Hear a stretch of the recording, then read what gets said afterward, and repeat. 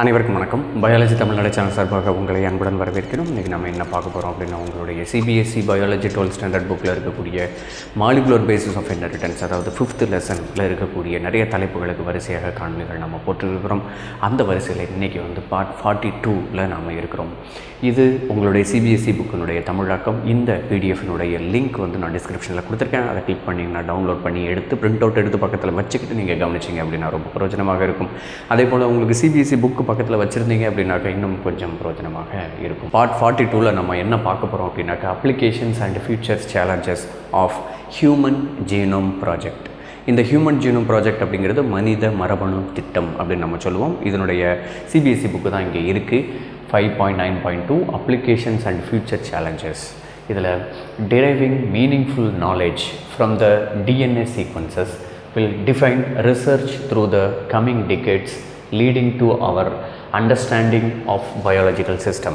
அதாவது biological system அப்படிங்கிறது உயிரியல் அமைப்புகள்னால் என்ன அர்த்தம்? நம்மளுடைய உடம்பில் இருக்கக்கூடிய ஸ்ட்ரக்சர். அதில் ஆர்கன் சிஸ்டம் அப்படின்னு நம்ம சொல்லுவோம், டிஷ்யூ சிஸ்டம் அப்படின்னு நம்ம சொல்லுவோம், டிஷ்யூஸ் அப்படின்னு நம்ம சொல்லுவோம், unicellular organism, multi cellular organism, இப்படிலாம் நிறைய வகைகள் இருக்குது. அதில் ஒவ்வொரு செல்லுக்குள்ளேயும் இருக்கக்கூடிய மெட்டபாலிக் சிஸ்டம், அதில் நடக்கக்கூடிய கெமிக்கல் சேஞ்சஸ் இருக்கு இல்லையா, கெமிக்கல் ரியாக்ஷன்ஸ், வேதி வினைகளின் தொகுப்பு தான் மெட்டபாலிசம், வளர்ச்சிதை மாற்றம் அப்படின்னு நம்ம சொல்லுவோம்.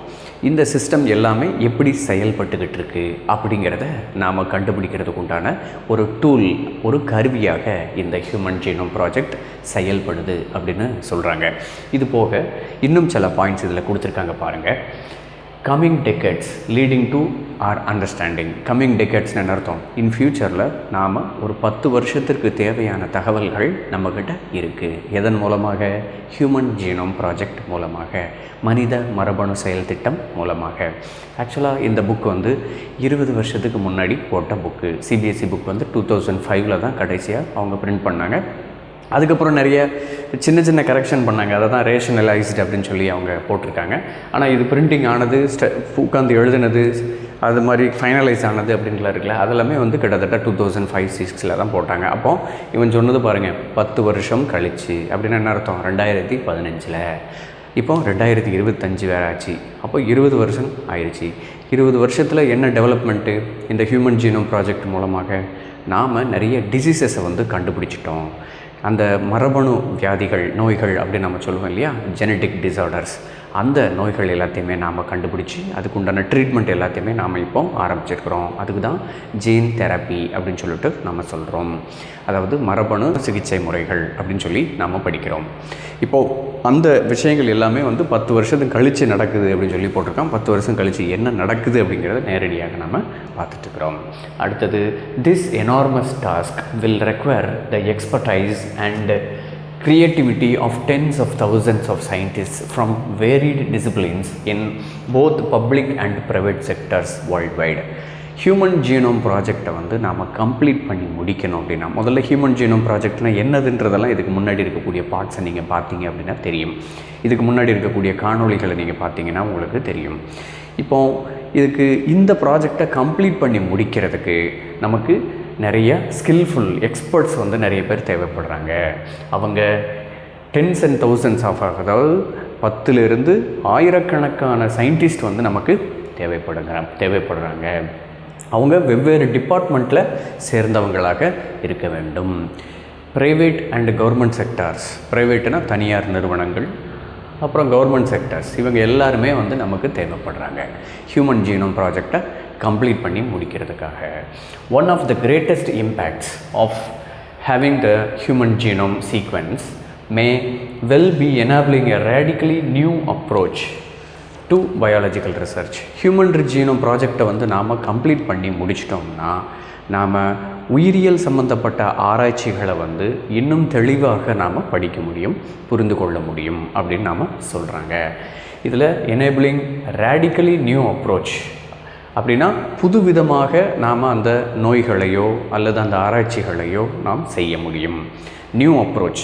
இப்போ ஏற்கனவே ஒரு டிசீஸ் இருந்துச்சு அப்படின்னா, ஒரு மரபணு இருந்துச்சு அப்படின்னாக்கா, அந்த மரபணுவை எப்படி நம்ம பார்த்தோம், வழக்கமாக அது வந்து அதனுடைய எக்ஸ்ப்ரெஷன் டாமினண்ட்டாக ரிசசிவாக இப்படின்னு நீங்கள் பார்த்தீங்க அப்படின்னா அது கிளாசிக்கல் ஜெனட்டிக்ஸ், பாரம்பரிய மரபியல் அப்படின்னு ஆகி போயிடும்.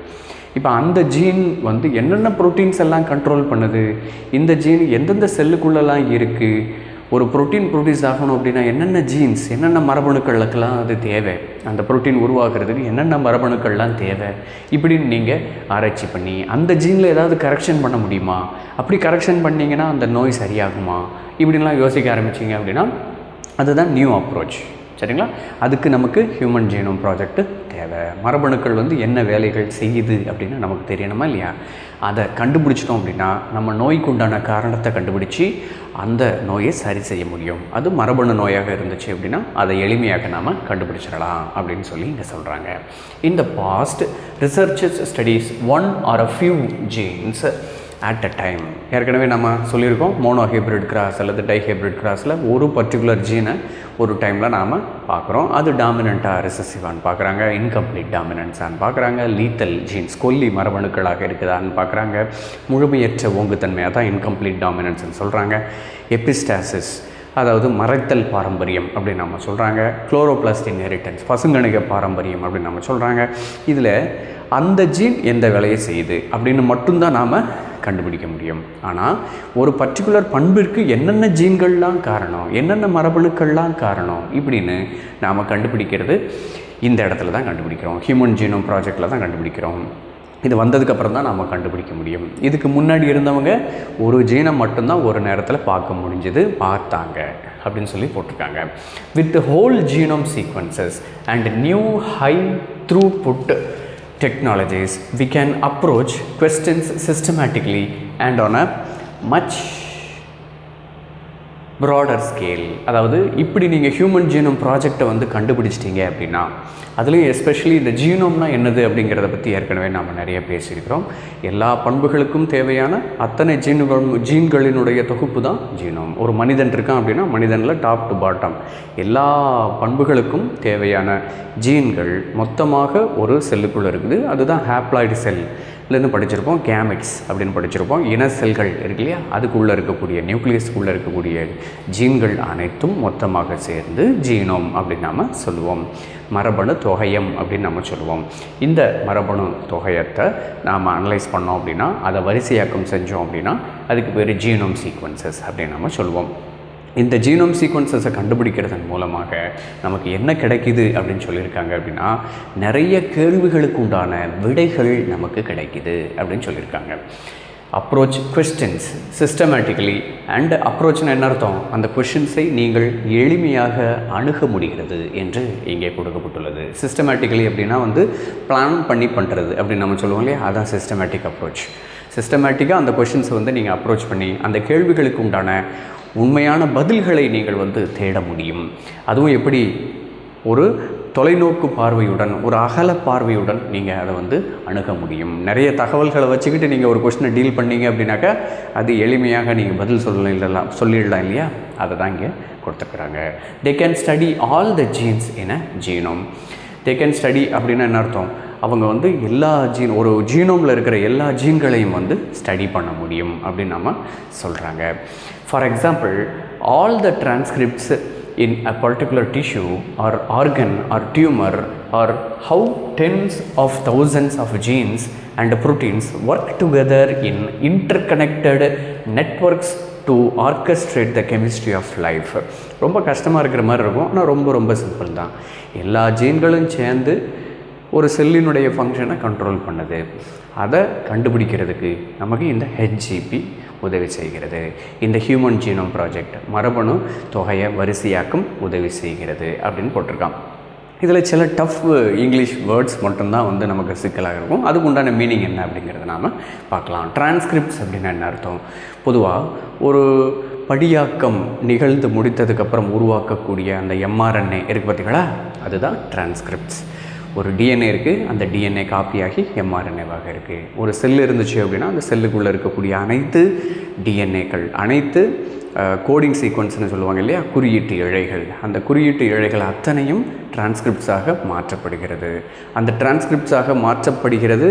அந்த மாற்றப்பட்ட அந்த எம்ஆர்என்ஏ இருக்கு இல்லையா, அது அந்த எம்ஆர்என்ஏ வந்து it is going for translation, தகவல் பெயர்வு அல்லது மொழிபெயர்ப்பிற்காக அது செல்கிறது. இப்போ நாம் எதை பற்றி பேசிகிட்டு இருக்கிறோம்? அந்த எம்ஆர்என்ஏவை பற்றி பேசிகிட்டு இருக்கிறோம். அந்த எம்ஆர்என்ஏ எல்லாம் சேர்ந்து ஒரு டிஷ்யூக்குள்ளே நிறைய ப்ரோட்டீன்ஸை வந்து கண்ட்ரோல் பண்ணுது. அது ஒரு டிஷ்யூக்குள்ளே மட்டும்தான் கண்ட்ரோல் பண்ணுதா அப்படின்னா இல்லை, அது ஒரு ஆர்கனுக்குள்ளே இருக்கிற நிறைய செல்ஸ் இருக்குது. அப்போ அந்த ஆர்கன் வந்து என்ன வேலையை செய்யணும் அப்படின்னு சொல்லிட்டு அங்கே இருக்கக்கூடிய ஜீனம், அந்த ஜீன்ஸ் தான் மொத்தமாக சேர்ந்து இன்ஸ்ட்ரக்ஷன் கொடுக்குது. அதே மாதிரி ஒரு டியூமர் இருக்குது அப்படின்னு வச்சுக்கோங்க, கட்டி அப்படின்னு இருக்குதுன்னு வச்சுக்கோங்க, ஒரு கேன்சர் கட்டி இருக்குது அப்படின்னாக்கா அந்த கேன்சர் கட்டி என்ன வேலையை செய்யணும் அப்படின்னு சொல்லி அந்த இடத்துல இருக்கக்கூடிய ஜீன்கள் தான் வந்து இன்ஸ்ட்ரக்ஷன் கொடுக்குது. அது போக ஒரு ஜீன் மட்டும் இல்லை, அதில் ஆயிரக்கணக்கான ஜீன்கள் சேர்ந்து ஆயிரக்கணக்கான ப்ரோட்டீன்ஸை மொத்தமாக சேர்ந்து ப்ரொடியூஸ் பண்ண வைக்கிது. எந்த ப்ரோட்டீனை எவ்வளவு அளவு ப்ரொடியூஸ் பண்ண வைக்கணும், எவ்வளவு நேரம் ப்ரொடியூஸ் பண்ண வைக்கணும், எல்லாத்தையுமே வந்து இந்த ஜீன்கள் தான் வந்து டிசைட் பண்ணுது. இதில் முக்கியமான ஒரு வார்த்தை கொடுத்துருப்பான், அது என்னது அப்படின்னு பார்த்தீங்கன்னா ஆர்கெஸ்ட்ரேட்னா என்ன அர்த்தம்? ஆர்கெஸ்ட்ரா கேள்விப்பட்டிருக்கீங்களா? ஆர்கெஸ்ட்ரானா என்ன அர்த்தம்? ஒரு பெரிய இடத்துல வெவ்வேறு இன்ஸ்ட்ருமெண்ட் வச்சுக்கிட்டு நிறைய பேர் உட்காந்து வாசிப்பாங்க இல்லையா? அது வாசிக்கிறது எப்படி வாசிப்பாங்க? ஒவ்வொரு இன்ஸ்ட்ருமெண்ட்டும் இவ்வளோ நேரம் இந்த நோட்டை வாசிக்கணும், இவ்வளோ நேரம் இந்த நோட்டை வாசிக்கணும், இந்த டியூனை வாசிக்கணும் அப்படின்னு சொல்லி அந்த கண்டக்டர் வந்து இன்ஸ்ட்ரக்ஷன் கொடுப்பாரு, அல்லது நோட்ஸாக எழுதி ஏற்கனவே கொடுத்துருவாங்க. அப்படி கொடுக்கும் பொழுது கிட்டத்தட்ட ஒரு 100கணக்கான நபர்கள், 200கணக்கான நபர்கள் மொத்தமாக உட்காந்து அதை எல்லாத்தையும் மொத்தமாக வாசிக்கும்போது ஒரு அழகான சாங் வருது இல்லையா? அந்த மாதிரி இந்த புரோட்டீன்கள் வந்து எவ்வளவு நேரம் ப்ரொடியூஸ் ஆகணும், எந்தெந்த புரோட்டீன் ப்ரொடியூஸ் ஆகணும், எந்தெந்த நேரத்தில் கரெக்டாக ப்ரொடியூஸ் ஆகணும், எந்தெந்த மாதிரியாக ப்ரொடியூஸ் ஆகணும் அப்படிங்கிற விஷயத்தை எல்லாத்தையுமே மொத்தமாக இந்த ஜீன்கள் தான் வந்து ஆர்கெஸ்ட்ராவை கண்டக்ட் பண்ணுற மாதிரி கண்டக்ட் பண்ணுது. அப்படி கண்டக்ட் பண்ணுறதன் மூலமாக அந்த கெமிஸ்ட்ரி ஆஃப் லைஃப், ஒரு உயிரினுடைய கெமிக்கல் நேச்சர், ஒரு உயிரினுடைய வேதி வினைகள் வந்து தெளிவாக நமக்கு புரியுது. உயிர் அப்படிங்கிறது வந்து ஒரு வேதி வினைகளின் தொகுப்பு அப்படின்னு சொல்லி நாம் 11th ஸ்டாண்டர்டில் ஃபஸ்ட்டில் படிச்சிருப்போம். மெட்டபாலிசம் அப்படிங்கிறத வந்து determining property of the life அப்படின்னு சொல்லி நம்ம படிச்சிருப்போம். அப்போது அந்த இடத்துல கெமிஸ்ட்ரி, அந்த கெமிஸ்ட்ரி அப்படிங்கிறதுக்கு வந்து நாம் 2 விதமான மீனிங் அப்படின்னு சொல்லி வைக்கலாம். கெமிஸ்ட்ரிங்கிறதுக்கு வேதி வினை, அதாவது வேதியியல் அப்படின்னு நம்ம சொல்லலாம். கெமிஸ்ட்ரிக்கு வந்து புரிதல் அப்படிங்கிற ஒரு மீனிங்கும் இருக்குது. இந்த இடத்துல 2 மீனிங்கே நீங்கள் போட்டுக்கலாம். லைஃப் அப்படிங்கிறது வந்து பார்த்திங்கன்னா அந்த வேதி வினைகள் எந்த நேரத்தில் எந்த விஷயங்களை செய்யணும் அப்படின்னு சொல்லிட்டு ஒரு புரிதலுடன் அந்த இடத்துல நடைபெறுகிறது. அட் தி சேம் டைம் வேதி வினைகள் தானே நடைபெறுகிறது, அதை தான் கெமிஸ்ட்ரி அப்படின்னு நம்ம கொடுத்துருக்குறோம். அப்போது லைஃபினுடைய உயிரினுடைய வேதி வினைகள், வேதியியல் வந்து எவ்வாறாக இருக்கிறது அப்படிங்கிறத யார் டிசைட் பண்ணுறாங்களாம்? ஜீன்கள் தான் டிசைட் பண்ணுறாங்களாம். எதன் மூலமாக? புரோட்டீன்கள் மூலமாக. அந்த புரோட்டீன்கள் எந்த நேரத்தில் எவ்வளவு புரோட்டீன் எவ்வளவு நேரத்திற்கு ப்ரொடியூஸ் ஆகணும் அப்படிங்கிறத தெளிவாக சொல்கிறதன் மூலமாக நடைபெறுகிறது அப்படின்னு சொல்லி போட்டிருக்காங்க. மேலும் பல தகவல்களை தெரிந்து கொள்வதற்கு பயாலஜி தமிழ்நாடு சேனலை சப்ஸ்கிரைப் பண்ணுங்கள். நன்றி, வணக்கம். பலருக்கு சேவை செஞ்ச நீயும் ஒரு ஹீரோடா, ஒரு கைப்பிடி சோறானாலும் ஷேர் செஞ்சு பாருடா.